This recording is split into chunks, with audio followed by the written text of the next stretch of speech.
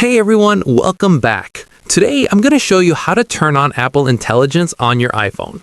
First, make sure your iPhone supports Apple Intelligence and is updated to the required software version.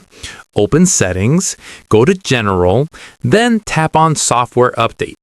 If iOS 18.1 or later is available, install the update and wait for your phone to restart.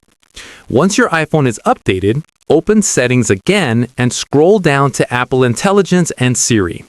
Tap on Apple Intelligence and Siri, and if Apple Intelligence is available for your device, you'll see an option to join the Apple Intelligence waitlist. Tap Join Waitlist and follow the on-screen instructions. After joining the waitlist, restart your iPhone to make sure the changes apply properly. When your phone turns back on, return to Settings and open Apple Intelligence and Siri again. Make sure Apple Intelligence is turned on. Next, tap Language and select English United States or another supported language.